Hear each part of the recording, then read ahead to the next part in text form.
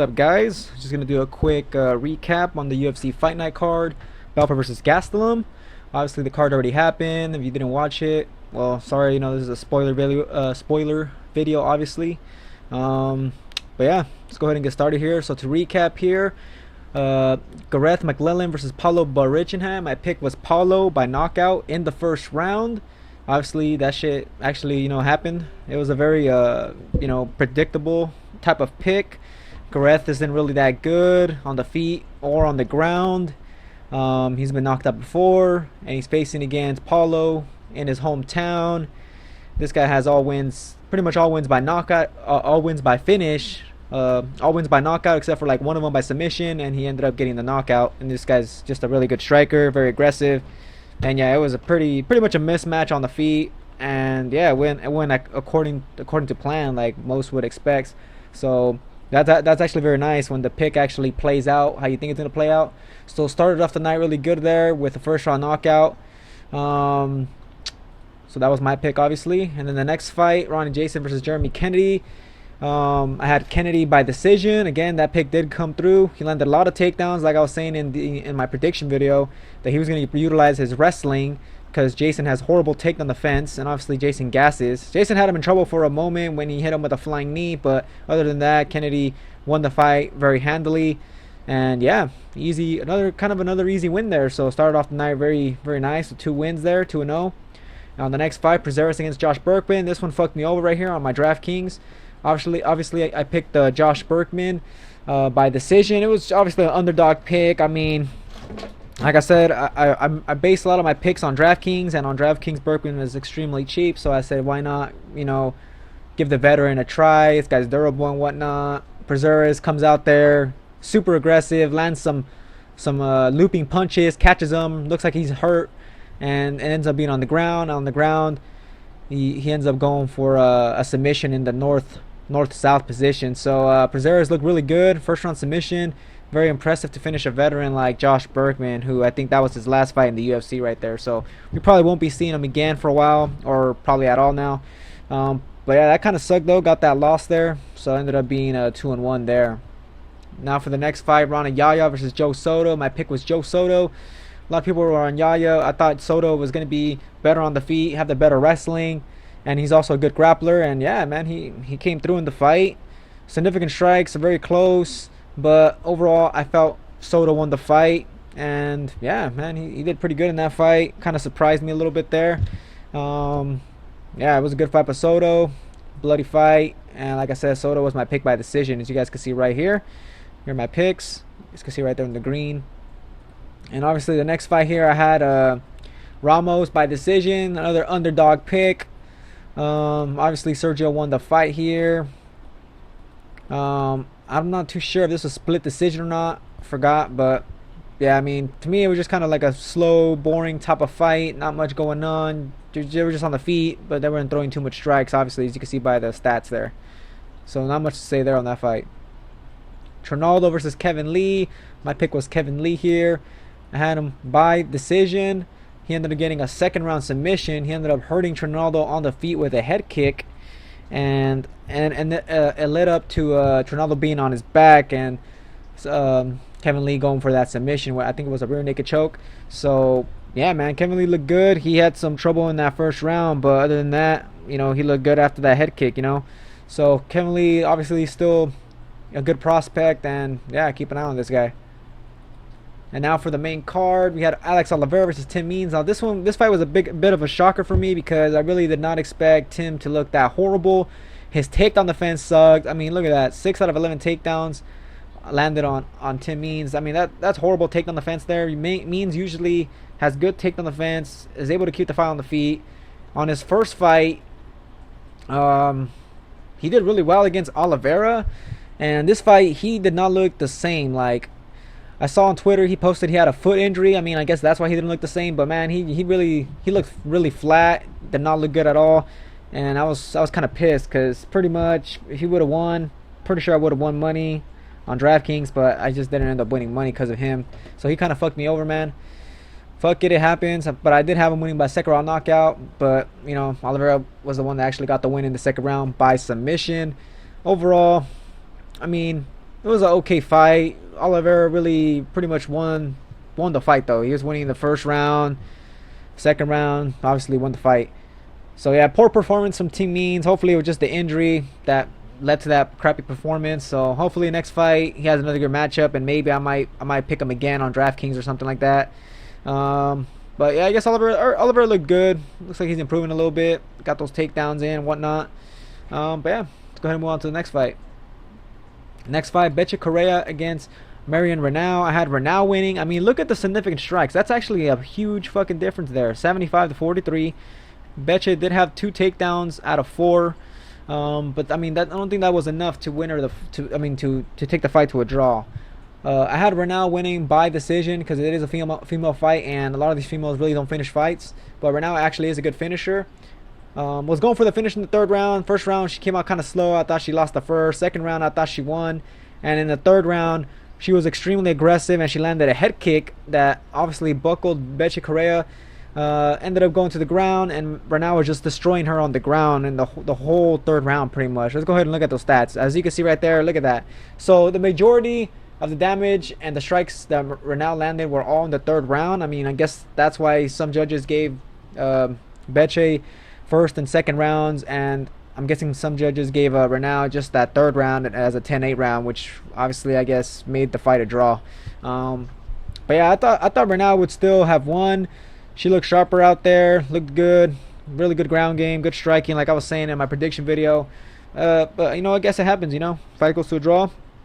Either way, it was a fun fight, and yeah, on to the next one. All right, Ray Borg versus jussier Formiga. I had Borg winning by decision. Borg actually ended up coming through here. He threw a lot more strikes. You can see the fight was really played on the feet. Borg had 0 takedowns landed out of 6 attempts, and Formiga had 3 attempts and none landed either. So the fight was majority of the fight was on the feet. And like I was saying in my video, Borg's going to be the better striker, and just slightly, and he was. You know, he had the edge there. As you can see here in the third round, Jussier was extremely gassed, and as you can see, Borg had some control there. And yeah, he landed 15 significant strikes in that third round, while Formiga did nothing in that third round. So I mean, obviously he lost that third round. But yeah, Borg won the fight. He had some good scrambles in the fight, looked decent, and yeah, not much else to say about that. Ooh, and this was a fun fight right here. Barboza versus beneil dariush. My official pick was Barboza by decision. Barboza ended up getting the win, but it was by second round knockout. This guy comes out with a fucking flying knee after getting he was getting beat up the whole fight. He was looking a little bit better in the second round. I mean, look at the first round. He for sure lost the first round. He was getting pressured, eating a lot of punches from dariush. And in the second round, it was kind of like the same thing, except Barboza was, you know, maybe doing slightly better. And yeah, dariush, you know, he was going for some jabs, and then he went for a takedown, a very slow takedown attempt, and Barboza timed him and knocked him the fuck out pretty much with a jumping knee. So it was a brutal knee, got knocked out stiff, you know, instantly. And yeah, it was pretty clean right there, man. I was like, damn. I was kind of pissed because I had dariush on my DraftKings, and that would have really helped because it looked like dariush was going to win the fight at that point for a minute. But I mean, this is MMA at any moment, especially with Barboza here, such a high level striker, anything can happen. And yeah, man, this guy came through with a fucking flying knee. I really like Barboza though, fan of his style. And yeah, hopefully we get to see both these guys fight again soon. Dariush said he was alright, so you know, yeah, let's go ahead and see these guys fight someone else. I think Barboza might fight maybe Tony Ferguson or Khabib next, or he's gonna have to wait in line or something like that. But other than that though, I think Dariush did really well, even though he wasn't my official pick. He looked really solid out there, and he just got caught, and you know, that just happens sometimes in MMA. And now for the co-main event, guys, we had the legend right here, Shogun versus Gian Villante. A lot of people picking Gian Villante because everybody's saying, well, Shogun, you know, his chin's not too good anymore and all this type of shit, right? You know, he did take some shots, but I mean, he didn't get knocked down. Maybe he got a little stunned here and there, but nothing too crazy. As you can see, Shogun looked pretty sharp. Tons of significant strikes landed, and he also threw a shit ton of strikes. First round, he landed 39 strikes. I mean, that's really impressive output for Shogun, man. Usually, this guy, I don't think he lands that much anymore. So a lot of people thought he looked really good, like old school Shogun or something like that. To me, he looked solid. He was throwing good punches, good counters, good slips. Some good boxing. Not as much kicks as I would have liked. I think he should have thrown more kicks, but his hands look good. Still got some fast hands. Still got that power. Obviously had the 2 knockdowns. Yeah, good performance by Shogun here. Obviously Villante is not really a high level guy, but he had some power, and he could have knocked Shogun out. So yeah, Shogun came out, got that 3rd round finish, and yeah, good performance by Shogun. My official pick for that fight was Shogun by 2nd round knockout. Ended up being 3rd round. It's all right. Now for the next fight, for the main event, we had BELFORT versus Kelvin Gastelum. Obviously, as you can see here, Gastelum won in the 1st round by knockout. Pretty much, Kelvin was pressuring vitor and just outstriking him pretty much with his boxing. He looked really good. Vitor actually looked decent in like the first minute or two. It looked like he landed 10 strikes there on Kelvin, and I was like, damn, that fool still has some fast ass hands. So Vitor still very explosive with his hands, still very quick.